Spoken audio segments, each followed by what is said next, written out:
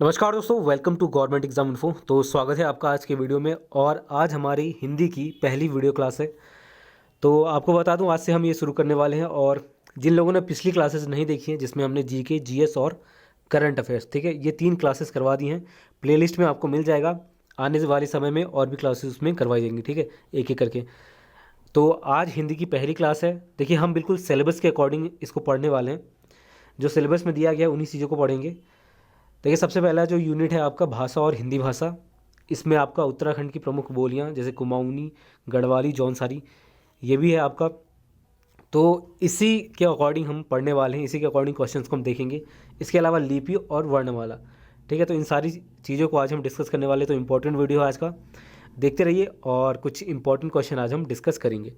तो जो लोग पहली बार इस चैनल से जुड़े हैं, चैनल को सब्सक्राइब कर ले और पास में बेल आइकन को भी प्रेस करके रखें, तो जिससे कि आपको सारी अपडेट्स यहाँ पर मिल जाए, ठीक है।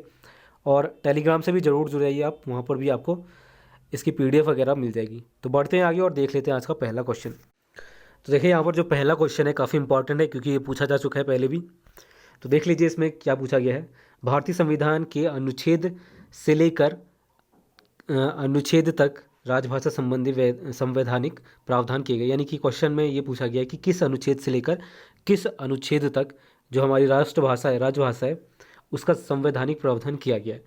तो सेम क्वेश्चन ये पूछा गया था पिछले बार ग्रुप सी में। तो देखिए, इसमें 343 से 351, 353 से 356, 341 से 342, 357 से 361। तो ये कहाँ से कहाँ तक है इसका प्रावधान? 343 से 351, ठीक है। ऑप्शन ए इसका राइट आंसर है। अब देखिए, ये तो हो गया इसका राइट आंसर, लेकिन इसमें और क्या क्या चीज़ें पूछी जा सकती हैं वो भी देख लीजिए। एक क्वेश्चन इसमें ये पूछा गया था लास्ट ईयर, जो ग्रुप सी का एग्ज़ाम हुआ था वीडियो वीपीडीओ में। उसमें ये क्वेश्चन पूछा गया था कि राजभाषा आयोग का गठन कब हुआ था, ठीक है। तो इसको भी नोट कर लीजिए अलग से पॉइंट के रूप में। 7 जून 1955 में, ठीक है, 1955 में राजभाषा आयोग का गठन हुआ था। ये बता रहा हूँ क्योंकि ये पूछा जा चुका है, ठीक है। अब दूसरी चीज़, एक और चीज़ नोट कर लीजिए यहाँ पर। एक क्वेश्चन ये भी पूछा गया था कि विश्व हिंदी सम्मेलन कब और कहाँ हुआ था, ठीक है। तो इसको भी नोट कर लीजिए, मे भी ये पूछा जा सके इस बार भी। तो सबसे पहले तो ये नोट कर लीजिए कि जो पहला विश्व हिंदी सम्मेलन हुआ था वो कब हुआ था और कहाँ हुआ था। देखिए, हालांकि जो पिछली बार क्वेश्चन पूछा गया था उसमें ये पूछा गया था कि दूसरा विश्व हिंदी सम्मेलन कब हुआ था। तो एक एक करके नोट कर लेते हैं जो इंपॉर्टेंट चीज़ें इसमें। तो अगर दूसरा पूछा जाए तो चलिए, सबसे पहले पहला जो हुआ था उसको नोट कर लेते हैं। तो जो पहला हुआ था वो आपका हुआ था 10 जनवरी से लेकर 14 जनवरी 1975 में, ठीक है। 10 जनवरी से लेकर 14 जनवरी 1975 में। अच्छा, ये कहाँ हुआ था अगर पूछा जाए तो ये भारत में हुआ था, नागपुर में, ठीक है। ये भी पूछा जा सकता है, तो इसको भी ध्यान रखिएगा। अच्छा, दूसरा हुआ कहाँ हुआ था अगर पूछा जाए तो इसको भी नोट कर लीजिए। ये हुआ था आपका 28 अगस्त से लेकर 30 अगस्त तक, ठीक है। 28 अगस्त से लेकर 30 अगस्त 1976 में हुआ था। अगर पूछा जाए किस जगह या किस देश में हुआ था, तो देखिए, पोर्ट लुइस, मैं लिख के बता देता हूँ, पोर्ट लुइस, ठीक है, इस देश में हुआ था। पोर्ट लुइस में, मॉरिशस, नाम सुना होगा अगर आपने तो पोर्ट लुइस मॉरिशस में हुआ था 28 से 30 अगस्त 1976 में, ठीक है। अच्छा, अब पूछ लिया जाए कि आखिरी जो हुआ था, यानी कि जो अंतिम अभी तक सम्मेलन हुआ है विश्व हिंदी सम्मेलन, वो कब हुआ था? तो आखिरी जो हुआ है वो है 11वां, ठीक है। अभी तक 11 सम्मेलन हुए, 11वां जो हुआ था वो हुआ था आपका 18 से 20 अगस्त। ये भी आपका पोर्ट लुइस मॉरिशस में हुआ था, ठीक है, 18 से 20 अगस्त 2018, ठीक है। अच्छा, एक और चीज़ यहाँ पर नोट कर लीजिए, जो आने वाला सम्मेलन है वो कब होने जा रहा है। तो ये होने जा रहा है 12वां सम्मेलन जो होगा वो होगा आपका 10 से 12 सितंबर, ठीक है, 10 से 12 सितंबर 2021, इसी साल ये होने वाला है देवास, इंडिया में, ठीक है। तो ये 2-3 इंपॉर्टेंट पॉइंट्स हैं जो मैंने आपको बता दिए। अच्छा, इसमें एक और क्वेश्चन ये पूछा गया था कि जो पहली विविध भारती सेवा है वो कब शुरुआत की गई थी इसकी, ठीक है। विविध भारती के बारे में आपने सुना होगा, तो ये किया गया था आपका 1957 में। तो इस तरह के क्वेश्चन पूछे गए हैं। तो ये मत समझिएगा कि इस तरह के क्वेश्चन नहीं पूछे जा सकते, तो इसीलिए मैंने ये सारी चीज़ें आपको बताई हैं। तो जो चीज़ें मैंने बताई हैं उसको नोट कर लीजिए, इंपॉर्टेंट है। आगे बढ़ते हैं, अगला क्वेश्चन देखते हैं। देखिए क्वेश्चन नंबर 2 में पूछा गया हिंदी किस भाषा परिवार की भाषा है? भारोपीय, द्रविड़, ऑस्ट्रिक या फिर चीन तिब्बत। तो हिंदी जो है आपकी वो है आपकी भारोपीय, ठीक है, भारोपीय परिवार की भाषा है, ठीक है। अच्छा देखिए जो भाषा परिवार है उसके आधार पर हिंदी की बात करें तो ये तो ठीक है, आपका ये हो गया आपका इंडो यूरोपियन, ठीक है, इस फैमिली के अंतर्गत आता है। देखिए इसके अलावा अगर बात करें भारोपीय परिवार की भाषाओं की, तो जो पूरे इंडिया में ये भाषा बोली जाती है यानी कि भारोपीय इंडो यूरोपियन, वो है आपका 73%। टोटल 73% ऐसे लोग हैं जो ये भाषा बोलते हैं, ठीक है। तो ये भी इम्पोर्टेंट क्वेश्चन है, इसको भी आप ध्यान ध्यान में रखिएगा। आगे बढ़ते अगला क्वेश्चन देखते हैं। अब देखिए नेक्स्ट क्वेश्चन जो पूछा गया उसमें क्या पूछा गया, देवनागरी लिपि का एक गुण निम्न में से नहीं है, ये बताना है आपको। प्रयोग की सीमितता, यह भारत के अनेक लिपियों के निकट है, इसमें मूक को वर्ण नहीं होते, जो ध्वनि का नाम है वही वर्ण का नाम है। तो देखिए इसमें ये देखिए भारत की जो ज़्यादातर लिपियां हैं ये इसी के निकट है, ठीक है, देवनागरी लिपि के, ये आपको मालूम है। इसमें मूक को वर्ण नहीं होते हैं, ठीक है। इसके अलावा जो ध्वनि का नाम है वही वर्ण का नाम भी है, ठीक है। तो ये तीनों सही है, लेकिन जो इसका गुण नहीं है वह है आपका प्रयोग की सीमितता, जबकि ऐसा नहीं है, ठीक है, प्रयोग की सीमितता नहीं है, ठीक है। उसका राइट आंसर क्या हो गया, ऑप्शन ए प्रयोग की सीमितता। अब इसमें 2-3 पॉइंट्स है, उसको भी नोट कर लीजिए। पहला ये कि भारत में सभी लिपियां जो हैं आपकी ब्राह्मी लिपि से ही बनी हैं, ठीक है। दूसरा इसमें बात करें अगर देवनागरी लिपि की, तो इसका नाम कैसे, इसको देवनागरी क्यों कहा जाता है, तो ये भी आपको मालूम होना चाहिए। देवनगर गुजरात में से संबंधित होने के कारण इसका जो नाम है आपका वो हो गया था देवनागरी, ठीक है। हालांकि ये क्वेश्चन नहीं आएगा पर जनरल नॉलेज के रूप में आपको मालूम होना चाहिए। अच्छा इसमें एक और चीज़ है, जो देवनागरी लिपि है वो बाईं से दाईं ओर लिखा जाता है, ठीक है, लेफ्ट से राइट की ओर, ठीक है। इसमें 4th पॉइंट जो है उसको भी नोट कर लीजिए, जो कि है आपका ये, ठीक है, ऑप्शन डी में जो दिया गया है वो है इसका गुणिक, ठीक है, जो ध्वनि का नाम है वही वर्ण का नाम है इसमें देवनागरी लिपि में। तो ये 2-3 पॉइंट है, इसका उल्टा भी पूछा जा सकता है कभी कभी, ठीक है। तो ये सारी चीज़ें आपकी जो इसके इंपॉर्टेंट गुण हैं देवनागरी लिपि के वो आपको मालूम होना चाहिए। अब अगला क्वेश्चन देखते हैं। इसमें देवनागरी लिपि का विकास निम्न में से किसके द्वारा हुआ है? गुरुमुखी, संस्कृत, ब्राह्मी या फिर कोई नहीं।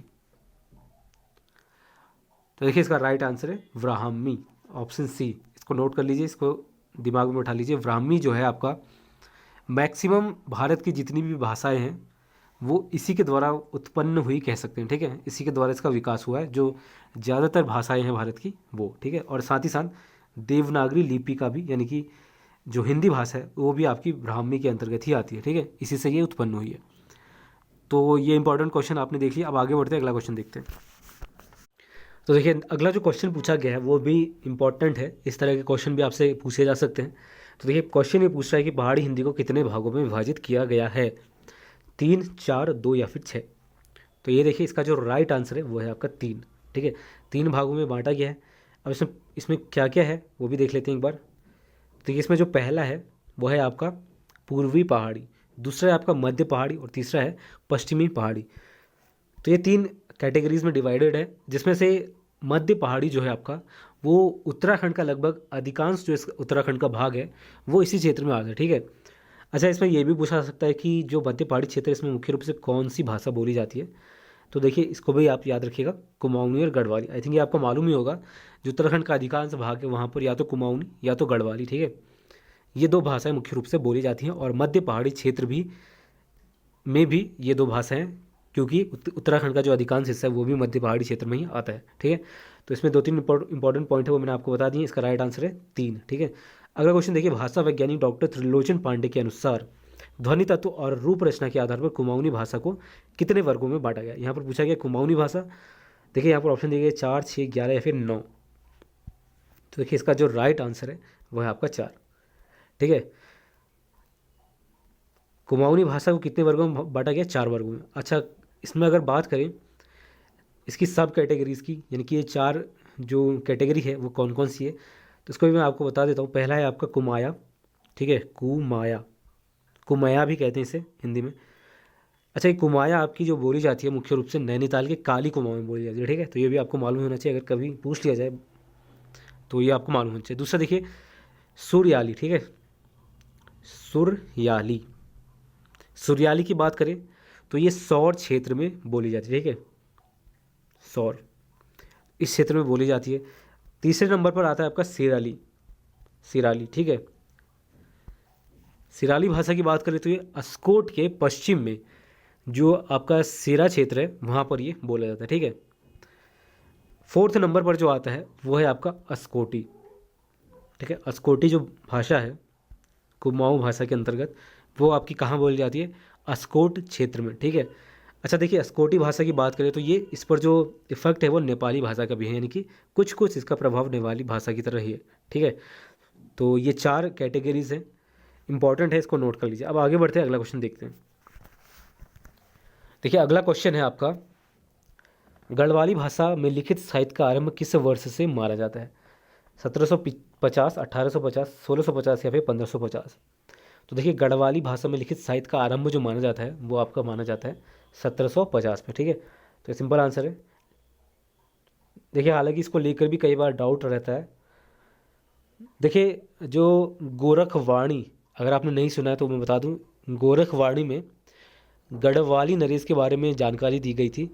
और जो भाषाविद हैं आपके श्यामचंद्र नेगी, इनके अनुसार गोरखवाणी जो है वो पहली गढ़वाली साहित्य थी, ठीक है। लेकिन जो माना जाता है जनरली आम तौर पर, वो आपका यही माना जाता है कि 1750 में ये शुरू किया गया था, शुरू हुआ था पहला साहित्य, ठीक है। आरंभ किस वर्ष से हुआ था, तो 1750 इसका आंसर है। लेकिन इसमें कन्फ्यूजन इसी चीज़ को लेकर है कि जो श्यामचंद्र नेगी हैं उनके मुताबिक जो गोरखवाणी है वो पहली यहाँ पर ये साहित्य है, जो कि 1815 से 1856 इसके बीच का साहित्य, ठीक है। तो इसी को लेकर ये कन्फ्यूजन है। हालांकि इसका आंसर राइट 1785 होगा, जो आमतौर पर माना जाता है, ठीक है। ये नेक्स्ट क्वेश्चन में क्या पूछा गया है, हिंदी एक डैश भाषा है, देशज, विस्तृत, पूर्णतया वैज्ञानिक या फिर संपूर्ण? तो देखिए इसका राइट आंसर है पूर्णतया वैज्ञानिक, ठीक है। पूर्णतया वैज्ञानिक का मतलब जैसा बोला जाता है वैसा ही लिखा जाता है, ठीक है। एक क्वेश्चन इसका आगे भी हमने करा था जिसमें हमने देखा था जो ध्वनि होती है उसी तरह से लिखा भी जाता है, ठीक है। जो ध्वनि का नाम होता है वही वर्ण का नाम होता है, कहने का मतलब ये है। अब आगे बढ़ते हैं, अगला क्वेश्चन देखते हैं। देखिए अगला जो क्वेश्चन यहाँ पर पूछा गया है वो पूछा गया है राष्ट्रभाषा के ऊपर, जिसमें पूछा गया हिंदी को राष्ट्रभाषा बनाने का निर्णय कब लिया गया, ठीक है। 15 अक्टूबर 1950, 14 सितंबर 1949 को, 14 नवंबर 1950 को, या फिर 26 फरवरी 1959 को?